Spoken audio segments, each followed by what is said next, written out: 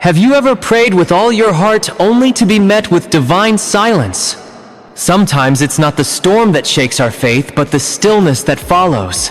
But what if God's silence isn't absence but preparation?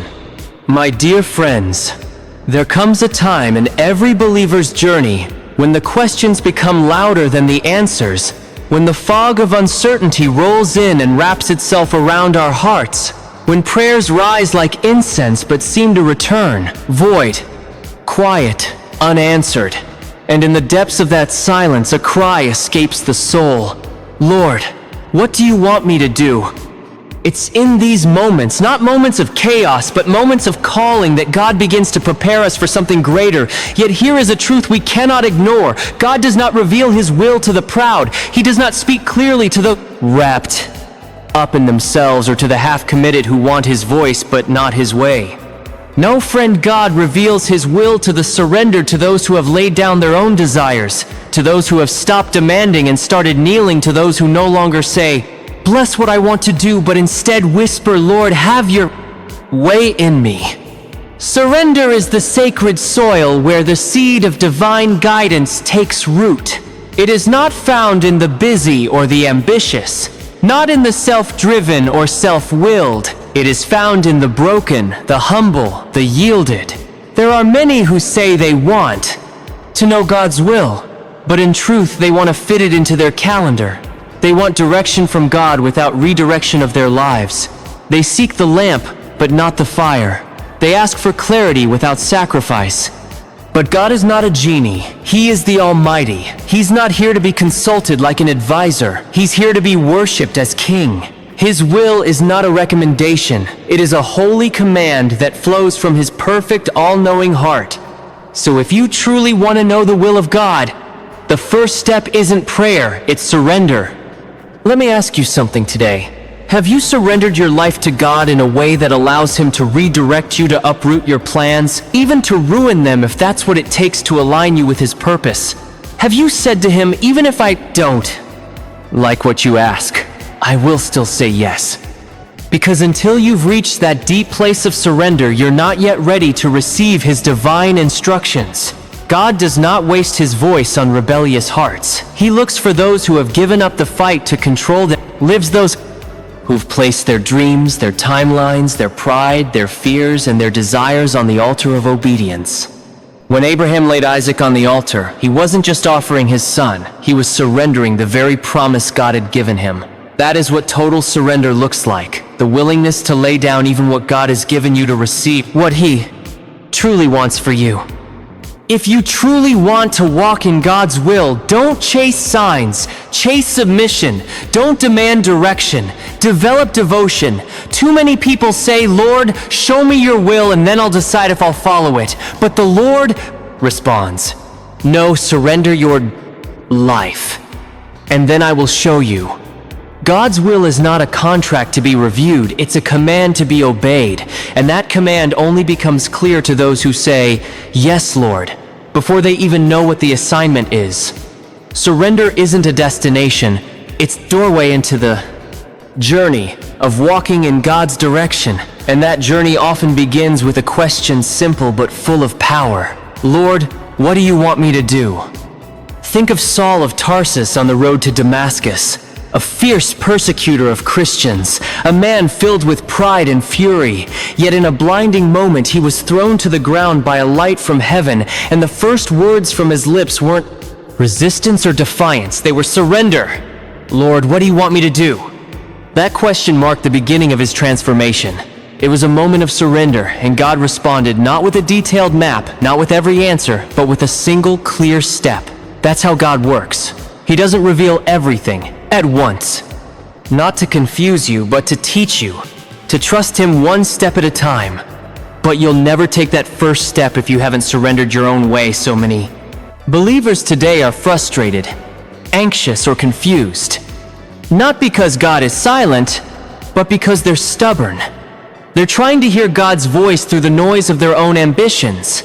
They're not truly waiting on the Lord. They're negotiating. They say they want God's will, but only if it fits their dreams, their timing, and their comfort zone. But listen closely.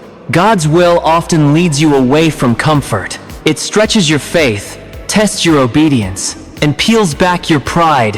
And in those uncomfortable places of surrender, that's where you discover your true calling, what God really designed you for. You cannot walk in God's will while holding on to your own. One has to die, and which one dies determines the kind of life you will live. But make no mistake, surrender is not weakness. It's not giving up on life. It's boldly saying, Lord, I trust you more than I trust myself. In the Garden of Gethsemane, when Jesus knelt in agony, sweating drops of blood, he prayed the most powerful prayer of surrender ever spoken, not my will but yours be done. And in that sacred moment, the greatest victory was won, not on the cross, but in the garden, because the cross was only the result of... Surrender is not a one-time event, it's a daily lifestyle. Every day you must wake up and say, Lord, not my will, not my plans, not my agenda, but yours be done. And when you do that, the Holy Spirit will begin to move in your life like never before. So many people think they're waiting on God, but in truth, God is waiting on them to surrender, to repent, to trust. God doesn't reveal His will just to make you feel spiritual. He reveals it so you can walk in it. And the first step to walking in His will is to let go of anything that competes with it.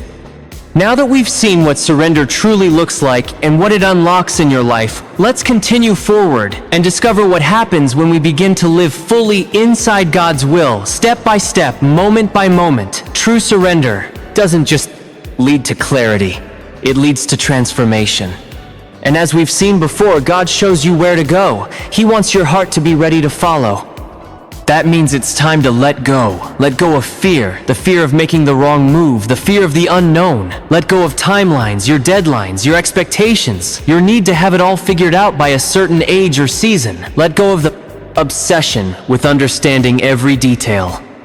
Let go of the desire to always be in control. Because here's the truth. You will never experience the joy of divine direction until you've tasted the peace that only full surrender can bring. Some of you right now are praying prayers like, Lord, should I take that job? Should I move to that city? Should I marry that person? Should I step into this ministry? These are real heartfelt questions. But maybe, just maybe, God is asking a deeper question in return. Show me if I truly have all of you. You see, before God reveals His will to you, He wants to do a work in you. It's not about the next decision. It's about the next dimension of who you're becoming. Surrender doesn't just unlock answers, it unlocks transformation. Because God cares more about your character than your calendar, more about your heart than your itinerary. He is forming you, shaping you, preparing you for what's ahead. And He needs your full attention, not just your questions. So I urge you today, stop striving, stop resisting, stop clinging to what is fading. Lay it all down. Your dreams, your fears, your pain, your pride, your past, your future, everything empty. It's your hands before the Lord and say from the depth of your soul, here I am yours. Use me, break me, lead me. I don't need to know where I'm going as long as I know you are leading. That is the posture that moves heaven.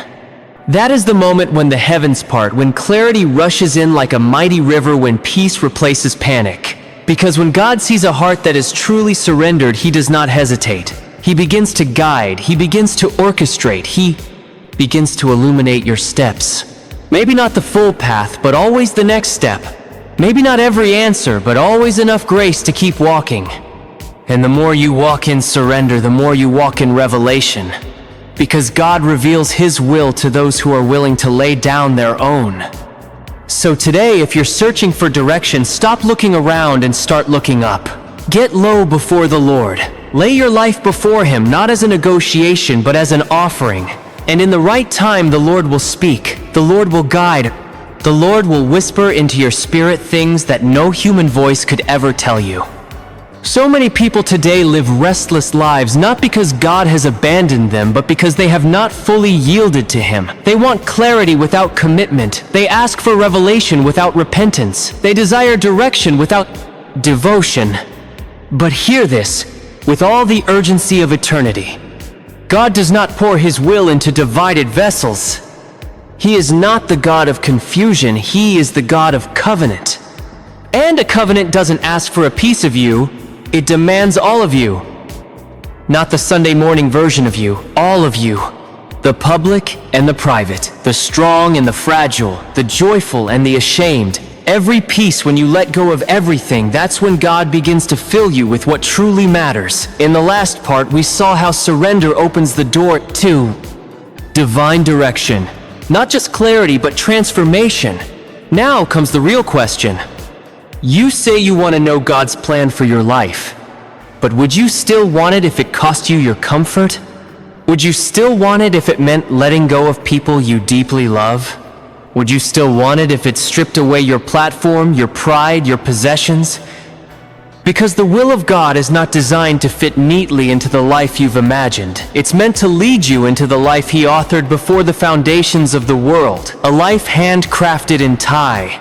Secret, when He knit you together in your mother's womb.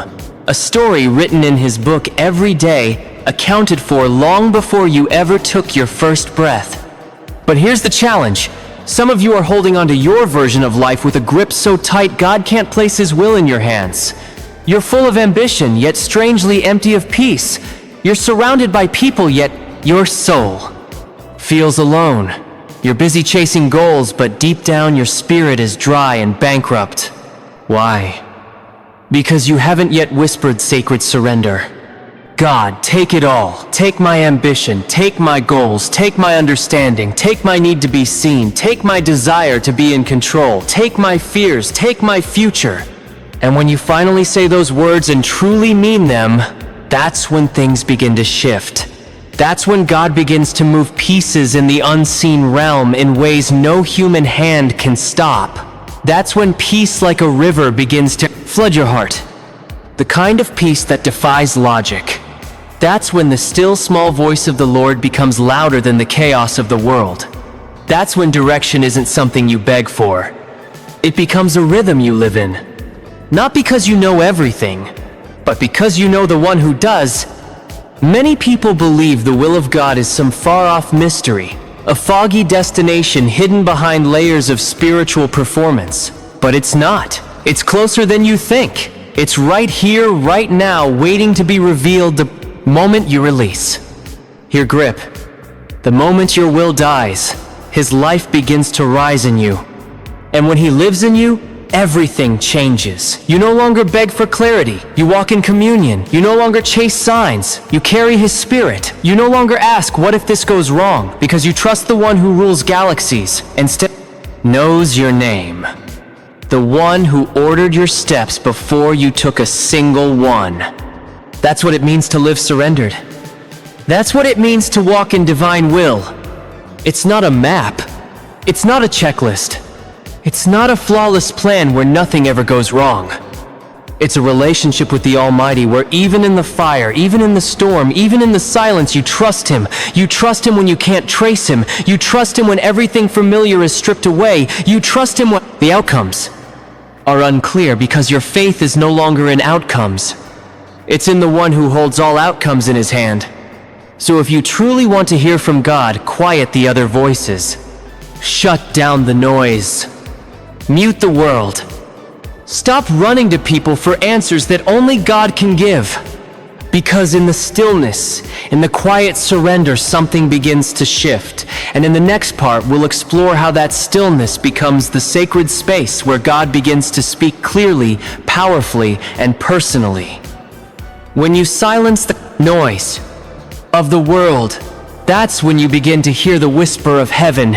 We stepped into the sacred stillness, the place where true surrender creates space for God to speak clearly.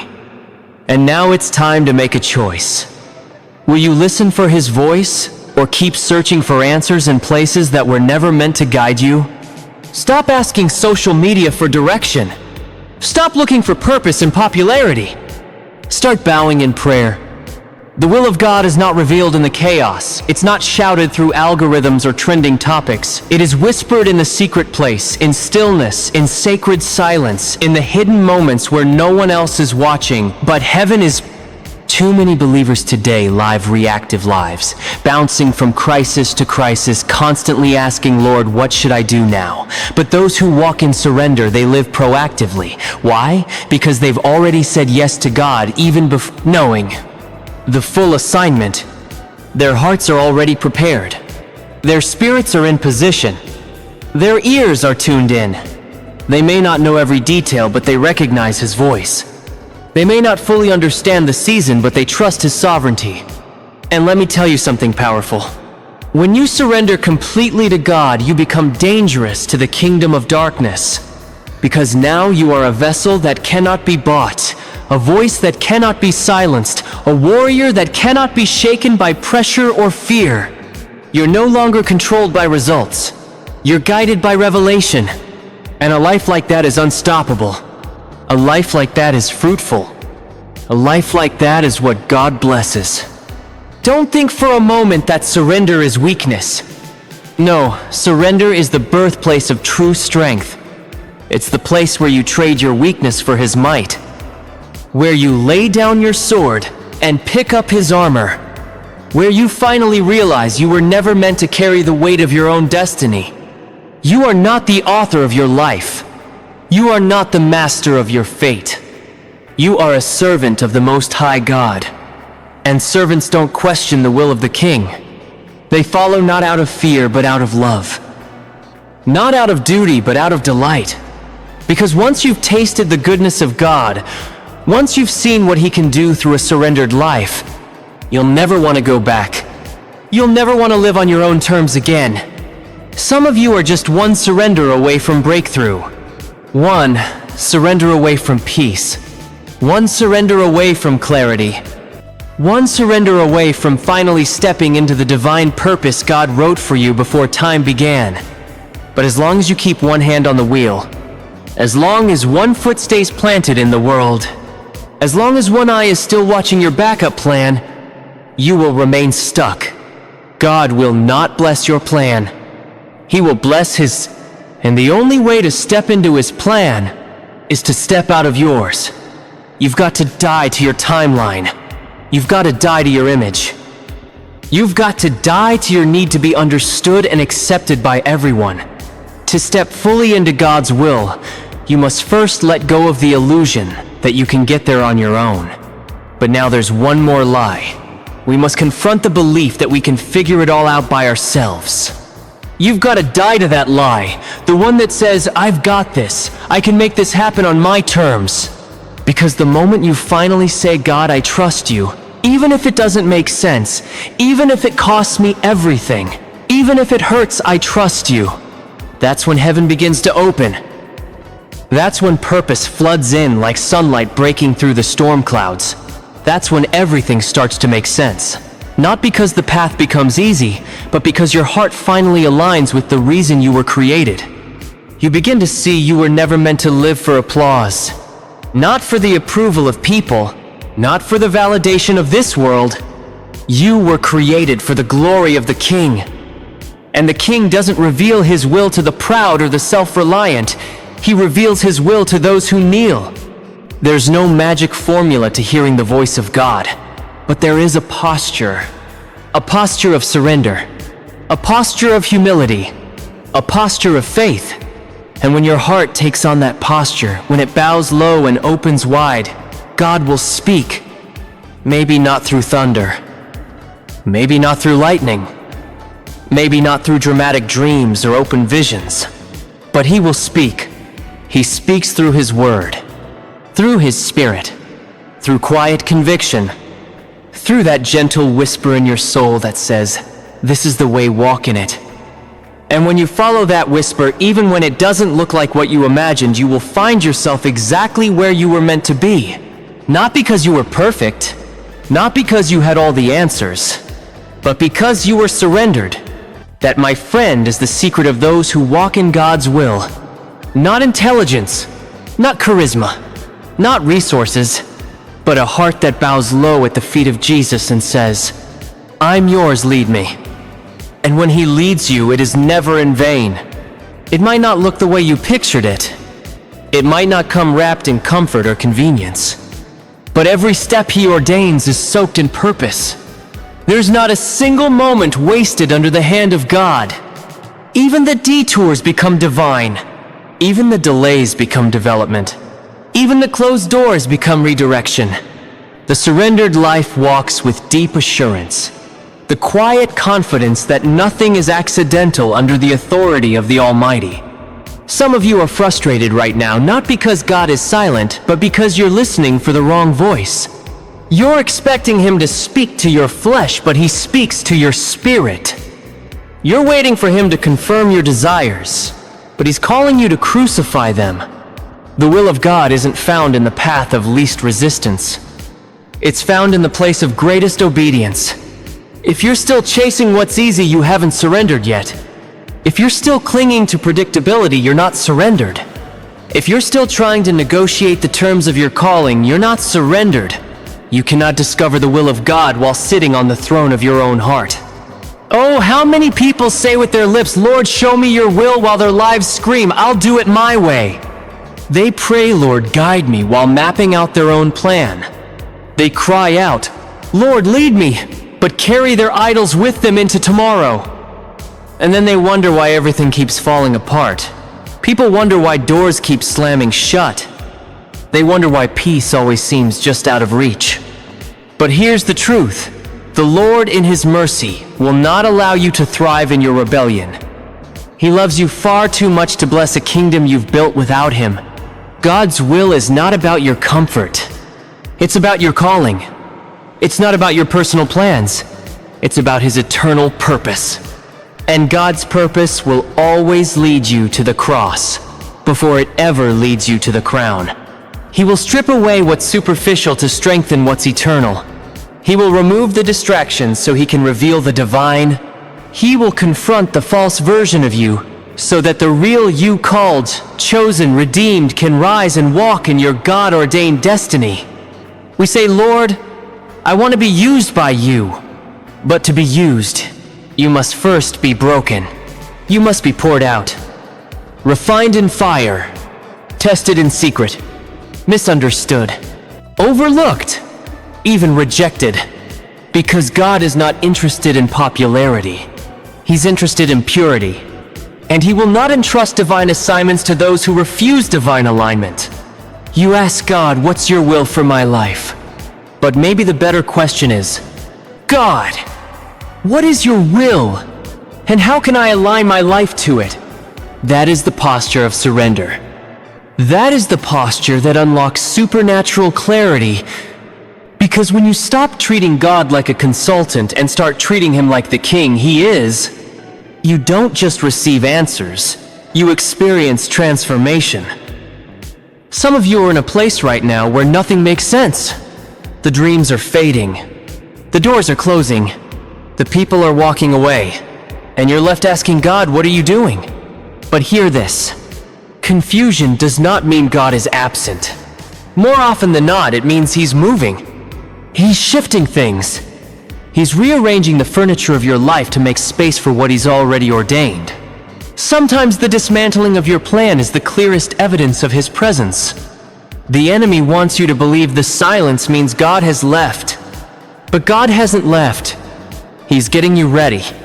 Ready for the weight of His will. Ready for the glory you haven't seen yet. Ready for the responsibility that comes with favor. Because favor isn't just a blessing. Favor is stewardship. Favor requires pruning. Favor demands character. And until God sees that you're ready to carry His plan without being crushed by pride, He will keep you hidden. But don't despise the hidden seasons. Don't curse the quiet places. That's where roots grow deep.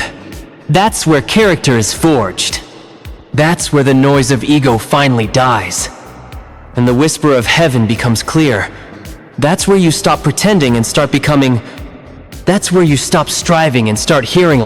Some of you are in what feels like a hallway, a space between where you've been and where God is taking you. And in that uncomfortable in-between, you're tempted to turn around and run back to what's familiar. But hear this. Hallway is holy. That in-between place, the waiting, the refining, the unknown, is not punishment, it's the process. It's the sacred space God uses to shape the vessel before He sends it. So stay in the process. Don't abandon the mission just because it feels uncomfortable.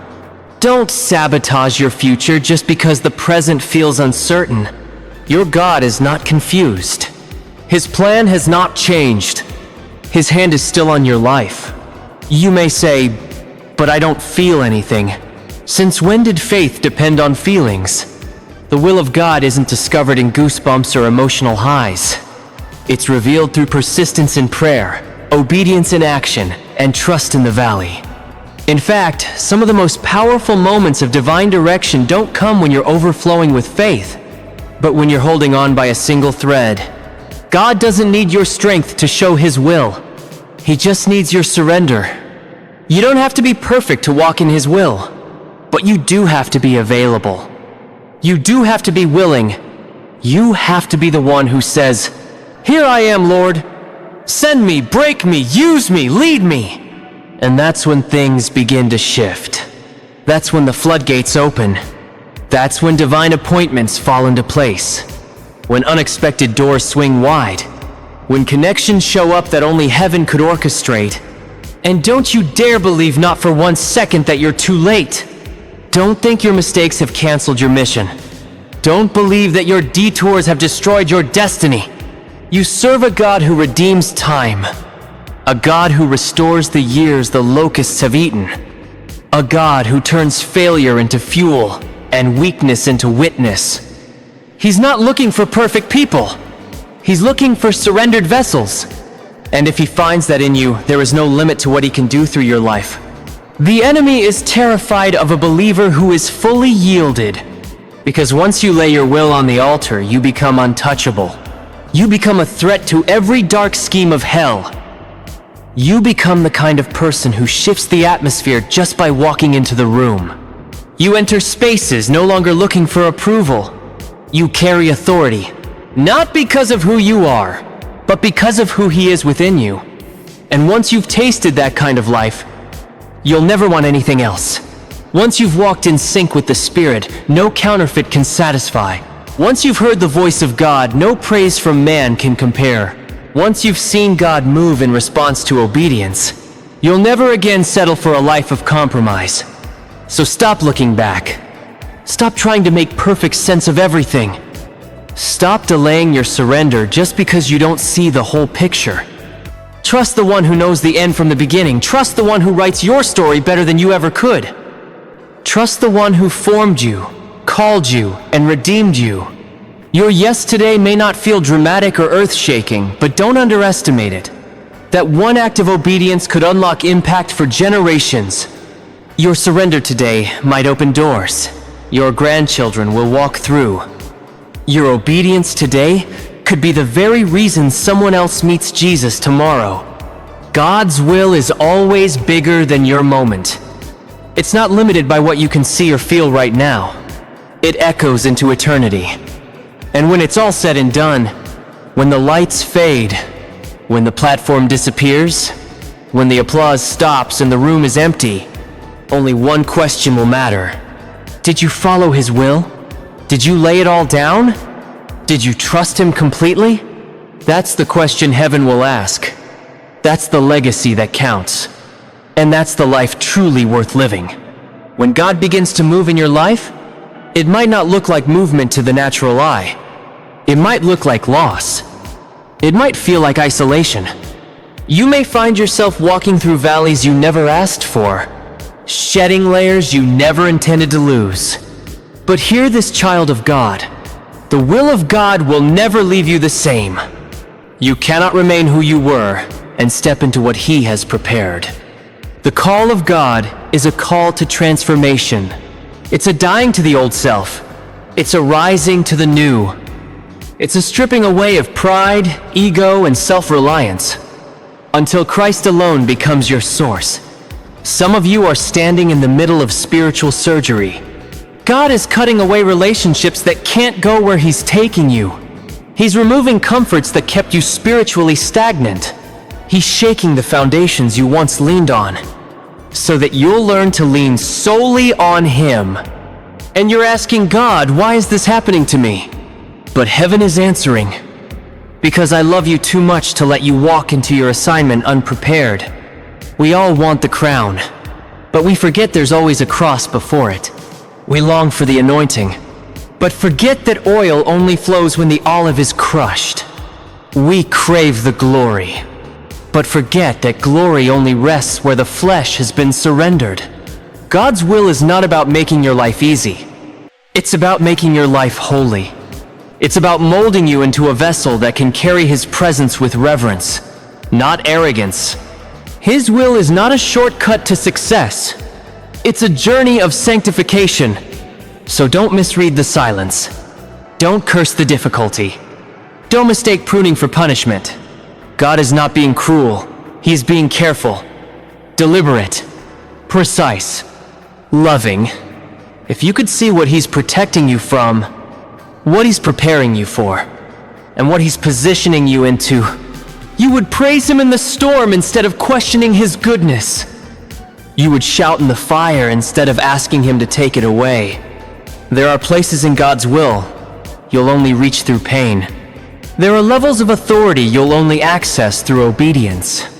And there are blessings you'll only unlock through brokenness. That's why the enemy fights you so hard during the trial. Because he knows the trial is your training. The pressure is preparation. And once you fully surrender and walk in alignment with God's will, hell has no strategy left to stop you. You see, God's will is not a destination. It's not a single shining moment, or a title, or a platform. It's a lifestyle. It's a daily decision. Not my will, but yours be done. It's following when it doesn't make sense, obeying when no one's watching, trusting when the promise feels far away, and worshiping when your heart is breaking. That's where God reveals Himself. That's where the power of the Spirit flows, not in shallow waters of comfort, but in deep waters of trust. And let me tell you something that might surprise you. God will offend your mind to reveal your heart. He will lead you in ways that defy logic. He'll ask you to forgive when it hurts, to give when you feel empty, to stay when leaving would be easier, and to go when the path isn't clear. Why? Because He's not raising spiritual tourists. He's raising disciples. He's not building kingdoms of comfort. He's forming lives that reflect His glory. God's will isn't found in the echo of the crowd. It's found in the stillness of His voice. And His voice, it's not always loud. Sometimes it's a whisper in the dark. Sometimes it's peace in the middle of chaos. Sometimes it's a closed door that forces you to change direction.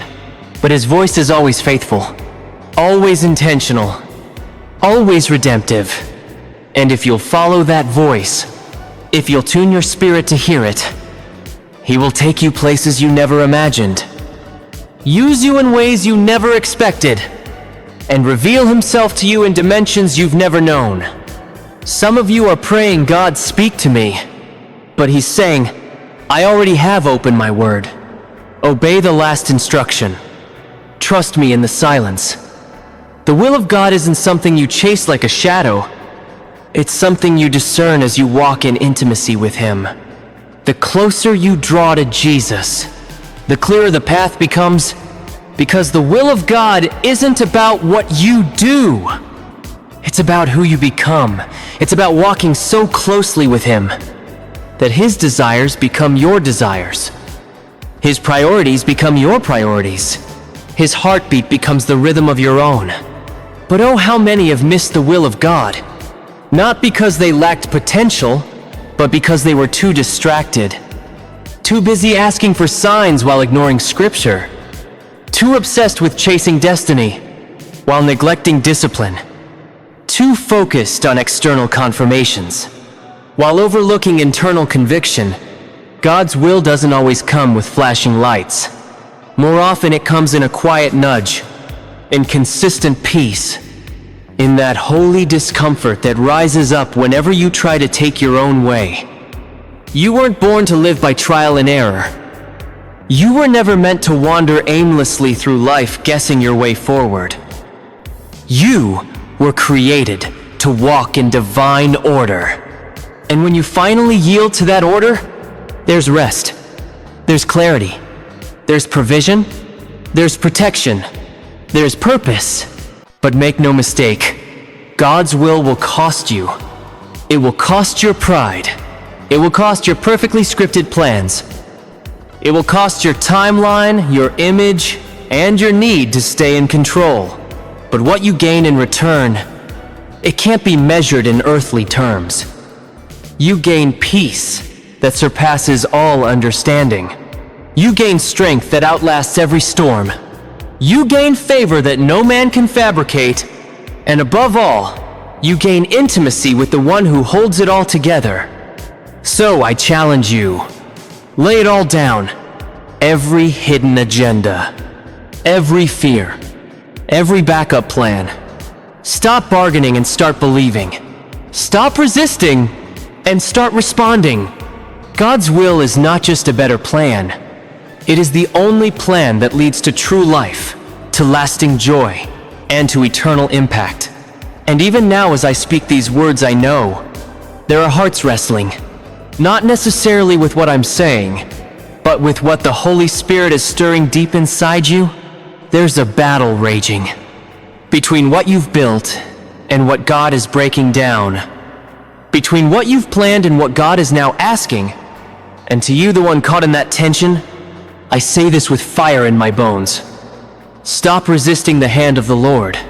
Every time you fight His will, you delay the blessing that was already headed your way. You don't need another sign. You don't need another confirmation. You don't need another opinion from people who weren't there when God spoke to you in private. What you need is courage. Holy courage. Not the kind that's born from self-confidence, but the kind that's birthed in the presence of the Almighty. That's what sets you apart. That's what strengthens your spine when the world tries to make you bow. That's what silences the doubt. When the noise around you grows louder, it's not about being fearless. It's about fearing God more than you fear man. Too many of us are standing on the edge of our Jordan, still asking God to part the waters before we move, while all the while, God is waiting for us to step in. First, we step deeper into that reality. Faith doesn't wait for clarity. Faith moves in trust. Faith is not waiting until the way is clear.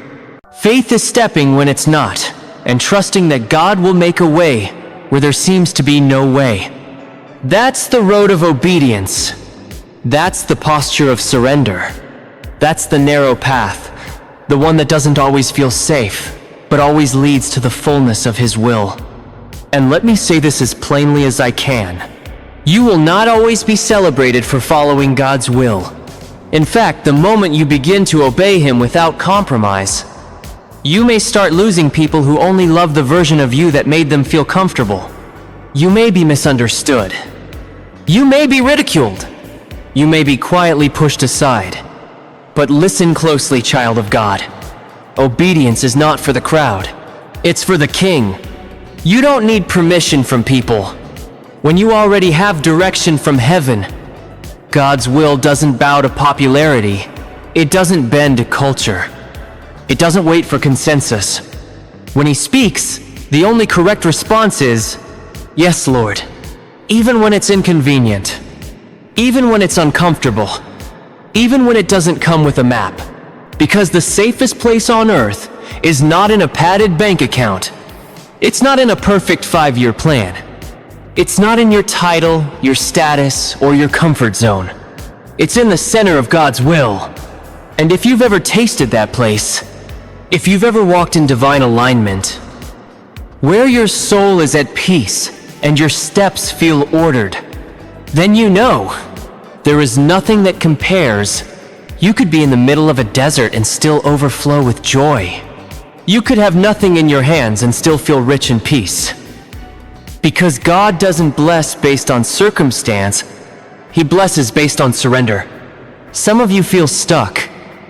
Not because God has abandoned you, but because you're still trying to drag your will into His. You're still negotiating with heaven, holding on to the idols of control, comfort, and convenience. But let me be honest with you. God is too holy to bless rebellion. He's too loving to endorse your compromise. And He's too faithful to let you settle for anything less than His perfect will. You say, but it's hard. Yes, it's hard. But hard doesn't mean He's absent. In fact, some of the clearest signs of His presence are not found in ease, but in the supernatural strength He gives you to keep going. When everything in you wants to quit, the will of God will demand everything from you, but it will give you more than you ever imagined. It will cost you, but it will crown you. It will break you, but it will also build you. And maybe, just maybe, it's time to stop asking for a new word from God and start obeying the last one He gave you. Because here's the truth. God is not obligated to give you step 2. If you've ignored step 1, God won't speak just to satisfy your curiosity. He speaks to activate your obedience. He doesn't show you the full picture because faith means trusting the artist, even while he paints with brushstrokes that don't yet make sense. The will of God isn't always understood in the moment, but it is always vindicated in the end. When Joseph was betrayed by his brothers, thrown into a pit, falsely accused in Potiphar's house, and forgotten in prison, the will of God still held him. When Moses was sent back to Egypt, the land he fled in fear, armed with nothing but a staff and a stutter, the will of God still guided him. When Esther stood trembling before the king, knowing one wrong word could cost her life, the will of God still empowered her. And when Jesus knelt in the Garden of Gethsemane, sweating drops of blood crying out, "Not my will, but yours be done," the will of God still triumphed over death itself. So let me ask you, what's your excuse? What fear is too big for the God who split the Red Sea? What anxiety is too complicated for the one who counts the hairs on your head? What enemy is too powerful for the one who crushed the serpent's skull? There is nothing, I say again, nothing, that can stop a surrendered vessel in the hands of a sovereign God. You think you're too weak. Good. His strength is made perfect in weakness. You think you're too broken. That's exactly the posture God draws near to. A broken spirit and a contrite heart He will never despise. You think you've failed too many times. His mercies are new every single morning. What matters isn't where you've been, it's what you're willing to surrender right now. Heaven isn't looking for perfect vessels. It's looking for available ones. So stop living for what you think you've missed, and start living for what God can still do. His will is not limited by your past. It is activated by your obedience in the present. And the moment you say yes, not a half-hearted yes, not a safe calculated yes, but a full-throated spirit-filled tear-stained yes, that is the moment heaven begins to move. That is when things start to shift. That is when doors align with destiny. That is when purpose overtakes confusion, and the fire of God begins to burn again in your bones. Don't you dare settle for a version of life that lacks the fire of His presence. Don't let fear steal the favor that only comes through obedience. Don't waste another year circling the same mountain when God is calling you into the promised land. This is your moment. Your call to rise. Your call to believe again. To obey again. To fall on your knees and say, "Lord, not my dreams, not my plans, not my desires, but your will be done. And hear me as surely as He is God." He will reveal His will, but not to impress you, to transform you, to mature you, to mark you, to set you apart for something far greater. But the question is, will you respond? Will you trust Him when the path makes no sense? Will you let go of what's familiar in exchange for what is eternal? Because His will is not just what He does for you. It's what He does in you. It's what He does through you. And sometimes it's what He does, despite you. That's the power of surrender. That's the power of obedience. That's the power of saying yes to the one who already knows the end from the beginning. And He's waiting. Not because He's unsure, but because He's looking for that moment, that holy moment when your heart finally says, I'm ready. And when you say it, really say it, heaven takes notice. The angels lean in, the demons tremble, and the atmosphere around your life begins to shift. You may not see it yet, you may not feel it right away, but something begins to stir in the unseen realm. Because every act of obedience triggers a chain reaction in the spirit, and what was once a quiet whisper, the will of God in your soul, begins to roar like a mighty rushing wind. It will guide your feet into places your heart once feared to go. Because the will of God isn't for the faint of heart. It's not for those who want to play it safe. It's not for those content to live in the shallow waters of faith. No, the will of God will call you to the deep. It will lead you into waters that rise above your head. Not to drown you, but to teach you how to walk by faith, not by sight. To teach you to lean on the voice of the shepherd, rather than the opinions of the crowd. To show you that real power doesn't come from controlling the outcome, but from trusting the one who controls the universe. And I feel compelled to say this to someone right now. Obedience will almost always look foolish to those who don't hear what you hear. When Noah built the ark, they mocked him. When Abraham left everything familiar to follow a voice, they questioned him. When David faced a giant with nothing but a sling, they laughed at him. But what the world called foolish, God called faithful, because the will of God often comes wrapped in things the world would never choose.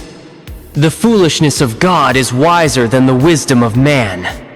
So let them laugh. Let them doubt. Let them question your motives. Let them mock your journey. You are not called to explain yourself to those who refuse to seek Him. You are called to move with the cloud. You are called to follow the fire.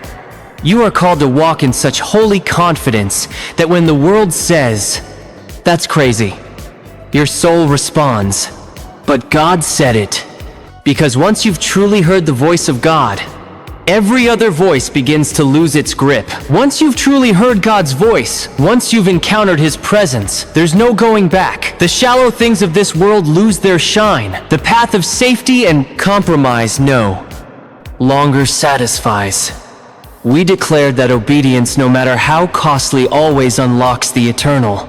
And now we come to the place where that surrender becomes your new identity. Because once you've felt His presence, you are ruined for the ordinary. Once you've tasted His will, the temporary comforts of compromise lose their appeal. There's a holy fire burning deep within you, a divine ache in your spirit, an urgency in your soul that refuses to let you settle. You can't go back. You won't go back. You are marked, called by name, set apart, and sent with purpose. The will of God doesn't just shape your future. It transforms every corner of your life. Your relationships begin to shift. Your values are refined. Your spiritual appetite is reoriented greater than comfort. For something that lives in the territory of calling. You were not created just to exist for you. You were made to walk in the fire of His presence, to carry the weight of His glory, to live a life that shakes darkness and reveals light. But the question is, will you respond? Will you trust Him when the path makes no sense? Will you let go of what's familiar in exchange for what is eternal? Because His will is not just what He does for you, it's what He does in you. It's what He does through you. And sometimes it's what He does despite you.